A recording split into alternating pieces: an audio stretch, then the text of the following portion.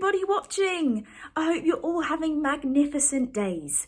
Now, I'm here from Fun Kids Entertainers to tell you all about the carbon footprint. We're going to talk about your carbon footprint and what you can do to help reduce it. What you can do to help protect our Earth.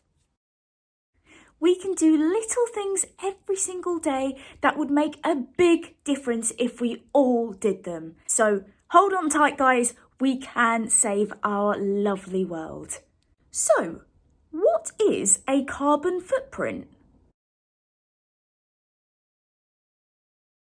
The dictionary definition: the amount of carbon dioxide released into the atmosphere as a result of the activities of a particular individual, organisation or community. Let's break that down. In order to understand what a carbon footprint is and what yours is, we need to know what carbon dioxide is. What is carbon dioxide? The dictionary definition: carbon dioxide is a colourless gas with a density of about 53% higher than that of dry air. It occurs naturally in Earth's atmosphere as a trace gas. Huh? It is also known as CO2, which is the chemical formula for carbon dioxide. It stands for 1 carbon and 2 oxygen atoms. Atoms are the basic unit of matter, which means there are atoms in everything. There are atoms in my tiny finger. Back to carbon dioxide. Carbon is found all over the world and in every living thing. Oxygen is the air we breathe.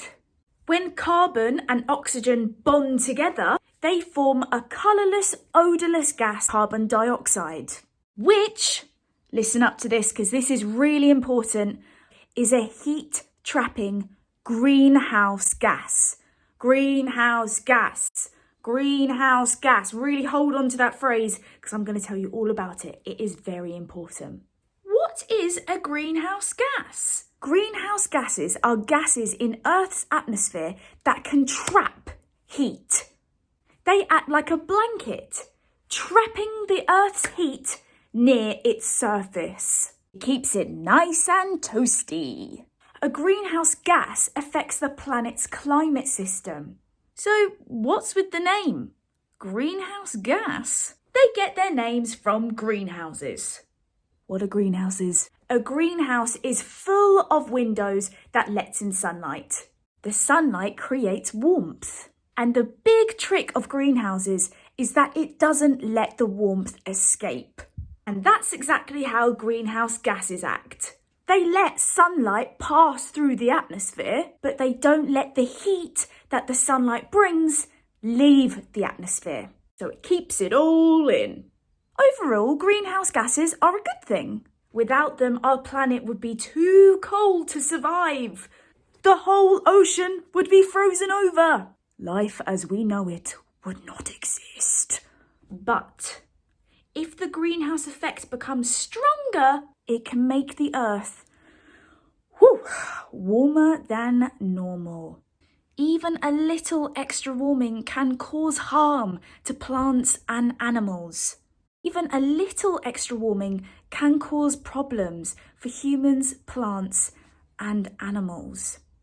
Scientists are becoming increasingly worried that human activities are adding too much of these greenhouse gases to the atmosphere. But how do humans make greenhouse gases? Up to about 150 years ago, human activity didn't produce many greenhouse gases. That changed as forests were cleared to make way for cities and farms, and as important inventions and industrial innovations, like the widespread use of electricity and cars, transformed the way we live. These inventions and innovations use energy, demand energy. Burning fossil fuels, coal, oil, natural gas, and other greenhouse gases into the atmosphere. For example, over in America, transportation, these are responsible for almost 60% of carbon dioxide emissions. Whoa, that's a lot of energy. The rest comes from agriculture, industry, such as the factories that make products we use, and from energy in our homes and businesses. As global carbon emissions have increased, so have global temperatures. It's getting hot in here. Scientists are noticing a change in weather, also known as climate change. Climate change is caused in large part by human activity. It's all our fault! And it will have many serious and potentially damaging effects for decades ahead. The primary cause is greenhouse gas emissions that we just talked about. They are being released into the atmosphere by humans. These greenhouse gas emissions include our main topic of talk today, carbon dioxide, which is the main greenhouse gas. Carbon dioxide is the leader of the greenhouse gases. Now, CO2 has reached a concentration level that our Earth hasn't seen in over 400,000 years, which is leading to a hotter Earth. Greenhouse gases stick around in the atmosphere for a long time. They really linger. Now, plants and oceans have the job of absorbing carbon dioxide. That's one of their main jobs.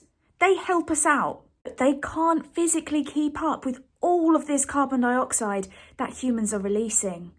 They're working in overdrive. This mass of CO2 has really been building up over time, and they can't keep up anymore. We need to work together now. We need to help the oceans and the plants to reduce our amount of CO2 so they can stop working in overdrive and live peacefully. We need to return the Earth back to its normal temperature. We need to reduce the overheating. We have to protect our environment, our wildlife, and of course, each other. And we can. So we've talked a lot about this carbon dioxide today, but where is it? Carbon dioxide can be found all over the world in the air around us. However, the atmosphere isn't the only place where you will find carbon dioxide. Like we just mentioned, the plants and the oceans have a big job of storing the carbon dioxide. So does soil, coal, oil, and natural gas deep underground. Carbon dioxide is necessary for life on Earth. When animals breathe out, they release carbon dioxide into the air. Plants use carbon dioxide to make their own food, and this is called photosynthesis. Plants then release oxygen into the air for animals to breathe in. It's a lovely cycle.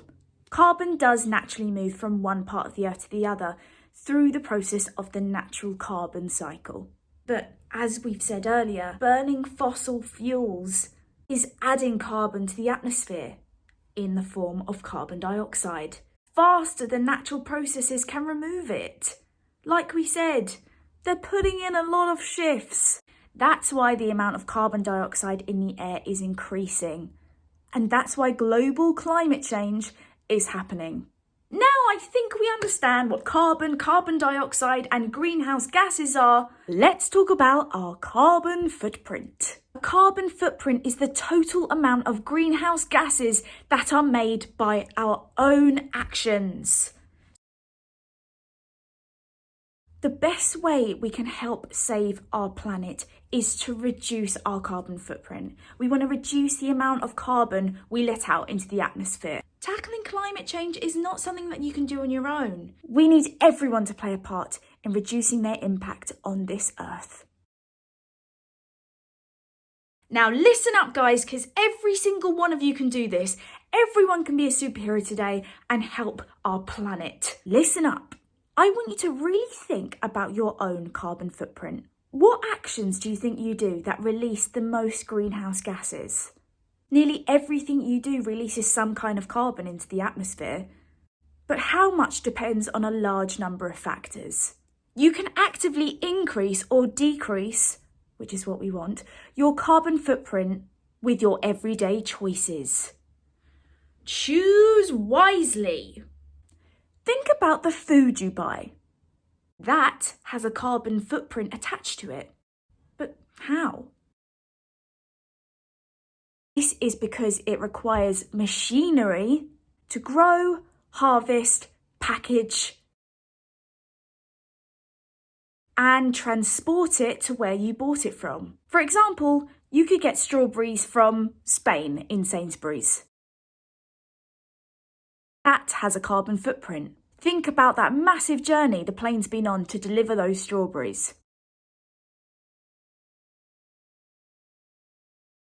Then, more energy is expended when you cook that food, which adds even more to its carbon footprint. By simply purchasing local produce from the UK, which hasn't had to do a massive journey,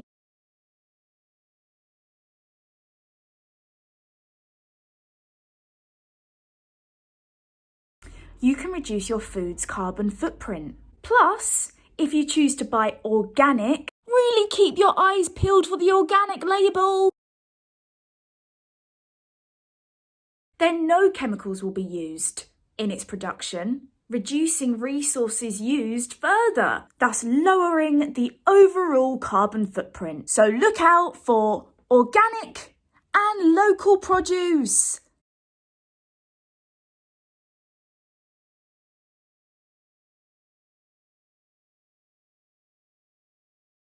What you're actually eating also makes a huge difference. Vegetarian and vegan diets have much smaller carbon footprints than consuming meat or other animal products. Just look at how much is used to produce only 1 pound of meat.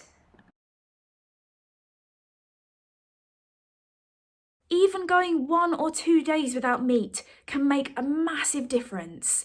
You guys can definitely try that at home. Make a delicious vegan curry.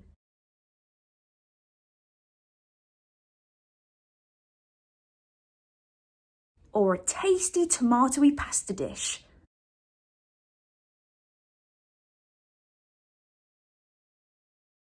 It's so doable and can still be so yummy. It may seem super simple, but taking these considerations into your meal plan every day can make a huge difference. And if everyone started applying this to everything they did, the impact on the earth would be colossal.